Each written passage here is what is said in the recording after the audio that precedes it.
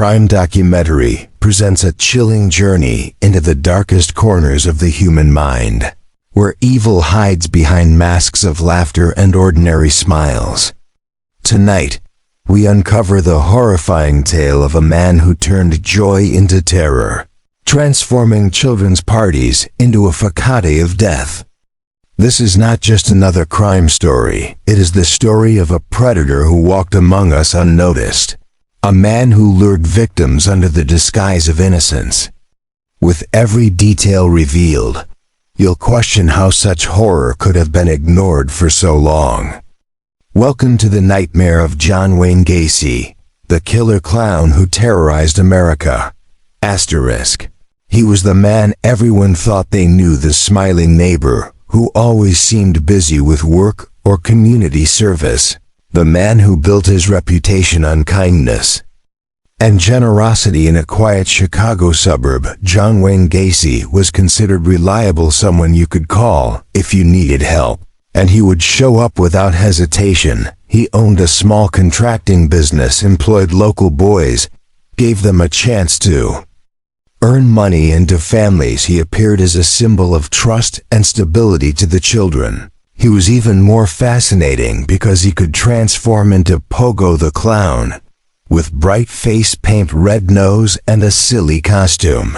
Children laughed when he bent balloons into animals. Parents admired his efforts to bring joy at charity events and birthday parties.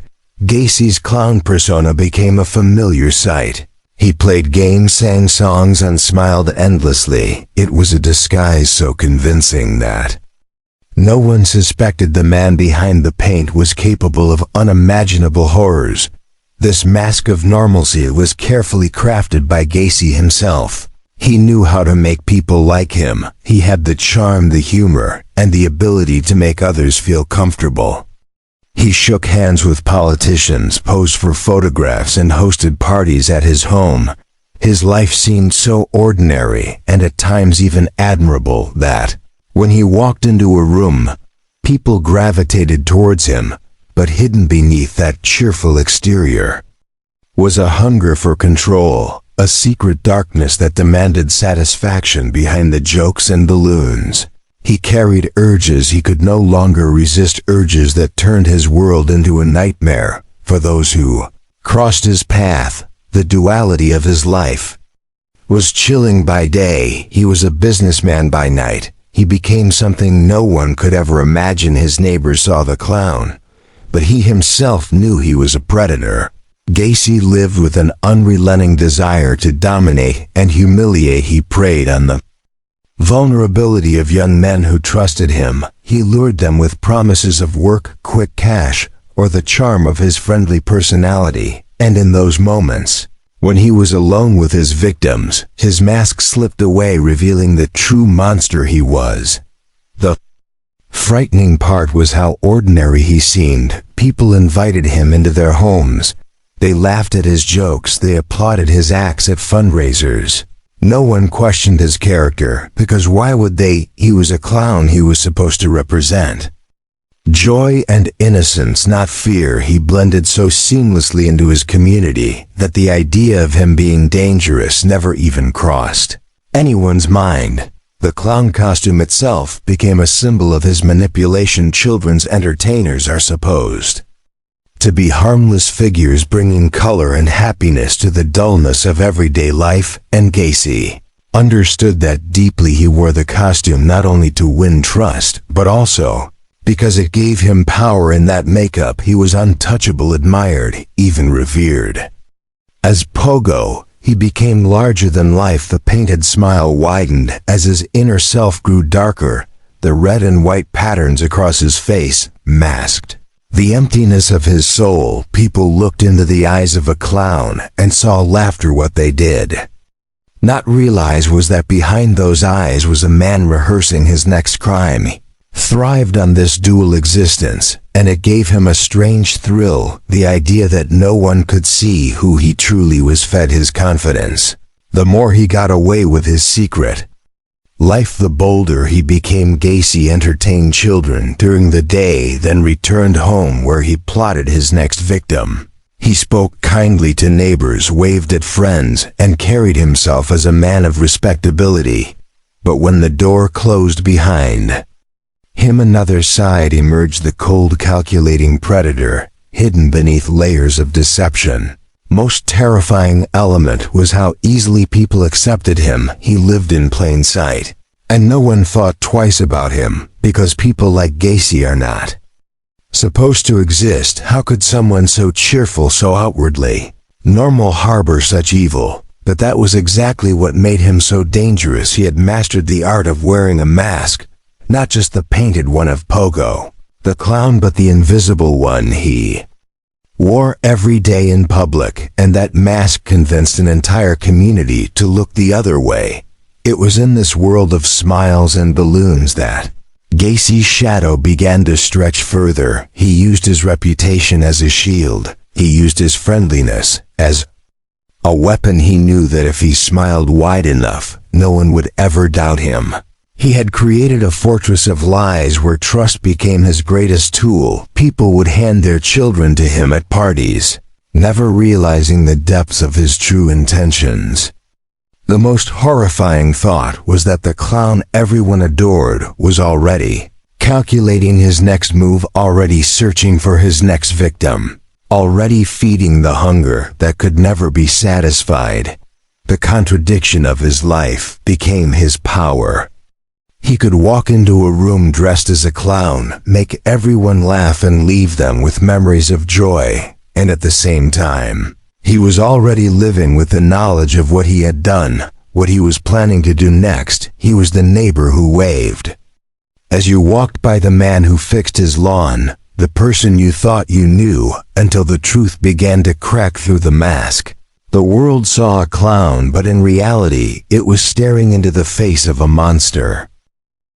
It always started with a smile, an offer that seemed harmless, a job opportunity, a quick way to make money, or sometimes just a friendly invitation to hang out. John Wayne Gacy knew exactly how to approach his victims. He targeted young men, often teenagers who were looking for direction in life. Some were runaways, some were simply seeking part-time work, and others were drawn in by the charm of a man who seemed trustworthy. He knew how to read people, how to find those who were vulnerable, and how to make them feel safe in his presence. His confidence was disarming, his humor distracting, his kindness a perfect mask for what lay beneath. When a boy entered Gacy's home, it seemed normal at first. The house was ordinary. The man himself seemed friendly. He would offer food or drinks, sometimes play records, and laugh as though they were old friends. The boys never realized that the moment they crossed his threshold, their lives had already been claimed. He had perfected a routine that he called his tricks, the most infamous of which was the handcuff trick. He would pull out a pair of cuffs, sometimes in his clown outfit, and tell the boys he could show them a fun magic trick. It seemed innocent and even amusing. He demonstrated how to cuff his own hands, then laughed and pulled out the key with ease. Then he would hand the cuffs to his unsuspecting guest, asking them to try. Once they clicked shut around their wrists, they were trapped. And that was when the clown disappeared. The shift in his demeanor was sudden and horrifying. The smile vanished, the friendly tone replaced with a chilling calmness, no longer pretending. Gacy revealed the predator lurking inside. The boys struggled, pulled, begged for release, but their cries meant nothing to him. He thrived on their fear. He fed off the helplessness in their eyes. Once they were restrained, there was no escape, and he made sure they understood that. In those moments, the basement of his home turned into a place of horror, a prison where innocence was destroyed and hope was extinguished. Walls of that house kept secrets that no one outside could imagine. Screams muffled beneath the floorboards, cries silenced by the heavy air of dread. Neighbors carried on with their daily lives while Gacy was transforming his basement into a chamber of terror. He had created an environment where he held absolute control, where he decided when the victim would cry, when they would beg, when they would breathe their last. Moments of life he toyed with them mentally as much as physically, and that power was his true obsession. Many of his victims were lured by promises of work through his contracting business. He used it as bait, advertising quick jobs that paid well. For teenagers eager to earn money when they stepped into his world, they believed they were stepping into opportunity. Instead, they were stepping into their own graves. He selected them carefully, targeting those who seemed lost or in need, knowing they were less likely to be immediately missed. He exploited desperation and turned it into an instrument of death. Made it even more horrifying was how natural it seemed to him. This was not random violence, but something rehearsed, perfected. With time, each detail of his manipulation was calculated, from the way he earned their trust to the moment he locked the door behind them. It was a pattern he followed again and again, never growing tired of the ritual, because for Gacy it was not just about killing. It was about control, about watching the light of hope fade from their faces as they realized the truth. The victims never stood a chance once trapped in his basement. They were cut off from the world, no one to hear their screams, no one to come to their rescue. Gacy held the key to everything in that house. The key to the handcuffs, the key to the ropes, the key to their lives, and he enjoyed reminding them of it. He mocked their pleas, laughed at their desperation, and carried out his violence with chilling precision. To those outside the house, Gacy remained the cheerful neighbor, the clown who brought smiles to children. But inside his walls, his victims discovered the other side of that painted smile, the predator who stripped away their freedom, their dignity, their lives. He kept the illusion of normalcy alive in public, while behind closed doors, he created a cycle of horror that repeated itself with sickening regularity. Each time his confidence grew, each time he became more certain that he could never be caught. The most disturbing part was how easy it was for him to deceive his community. While young men vanished, he carried on with his daily routines, chatting with neighbors, attending gatherings, volunteering at charity events. Nobody suspected the man who lived in the modest house was responsible for so much suffering. The missing posters went up, families searched desperately, but no one connected the disappearances to the clown who entertained their children and smiled in photographs. Gacy counted on that ignorance, and it became his shield, allowing him to continue his crimes without fear. He often joked about his tricks as if they were harmless games, and the thought that something so sinister could be hidden behind laughter made his crimes even more haunting. The clown costume gave him cover and confidence. It was his greatest disguise, because no one questioned a clown. No one imagined that the man who painted smiles on children's faces could be the one stealing their brothers, sons, and friends. He weaponized innocence itself, using it to mask his darkest desires. The basement of his home became a silent graveyard filled with stories that would never be told. Families waited for their sons to come home, never knowing they had already been claimed by a monster living just blocks away.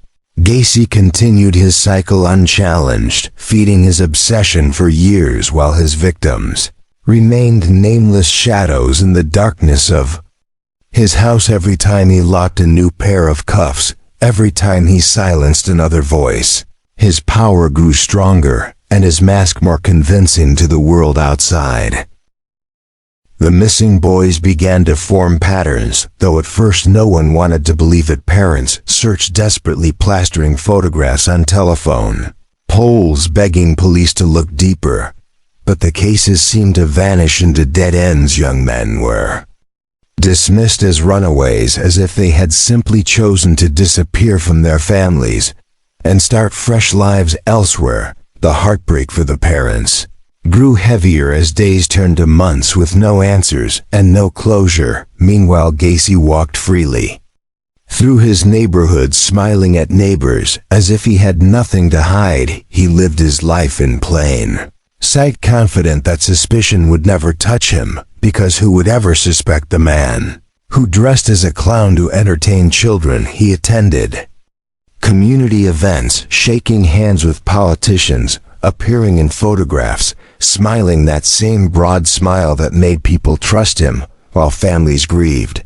He threw parties in his home, loud gatherings where laughter filled the rooms where guests danced and drank, never realizing that just beneath their feet, buried in the crawl space, lay the silent remains of boys who would never return home.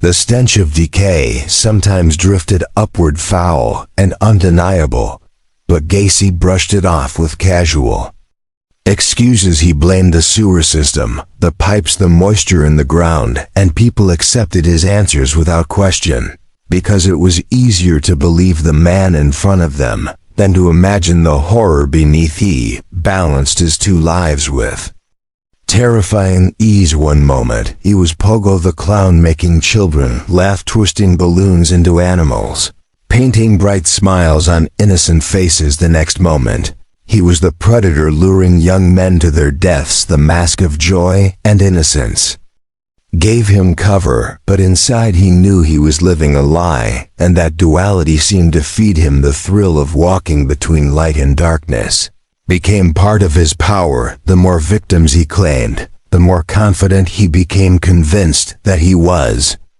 untouchable. Detectives tried to piece together the connections, but without bodies, without clear evidence, the cases remained frustratingly cold.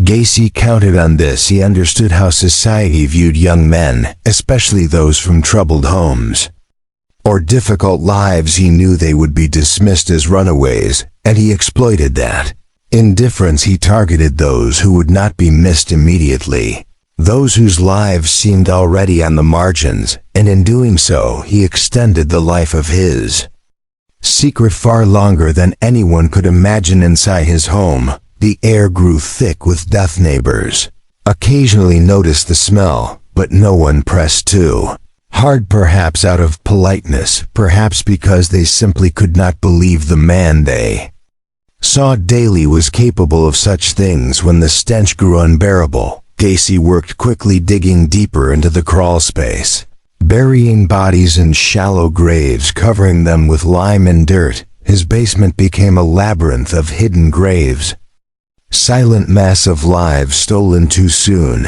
Each body added to his confidence, each disappearance another reminder that no one was watching closely enough.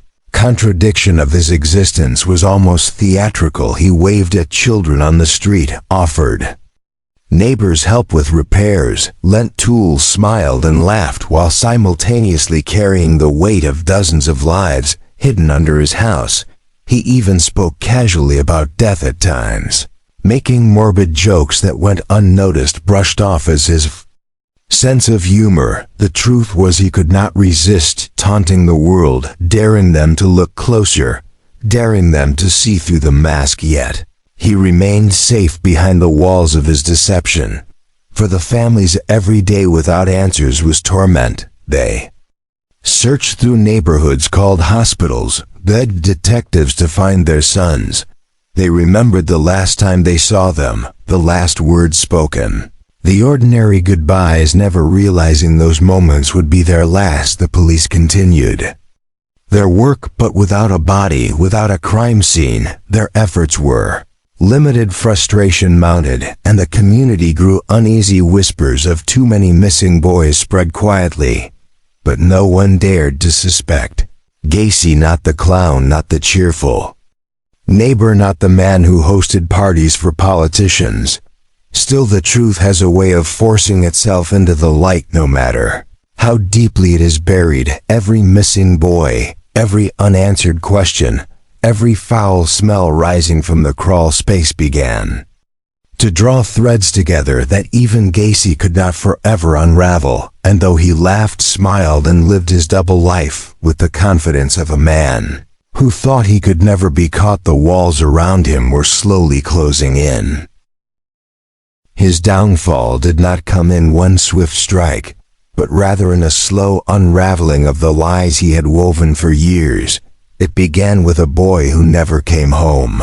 A disappearance that could no longer be brushed off as a runaway case. This time the family pushed harder. The detectives listened closer, and suspicions that had once been dismissed began to solidify. A trail of unanswered questions pointed directly to John Wayne Gacy. The man who had always seemed untouchable suddenly found the walls of his double life closing, and the police watched him carefully, following his every move, documenting the inconsistencies in his story, and slowly gathering the evidence they needed. Gacy had grown arrogant over the years, believing himself smarter than everyone around him, and that arrogance proved to be his undoing. When detectives questioned him, he played the part of the cheerful neighbor, smiling, cracking jokes, even offering coffee, as if he had nothing to hide. But behind his eyes was a flicker of unease. He was no longer in complete control, and that realization unsettled him. The investigation deepened. Detectives obtained search warrants, and what they began to uncover horrified them. The house that once seemed ordinary became a chamber of unspeakable truth. The smell of death was undeniable. The crawl space beneath his home, a graveyard of secrets waiting to be unearthed. The first body pulled from the dirt was enough to shatter any remaining illusions. This was not a case of runaways.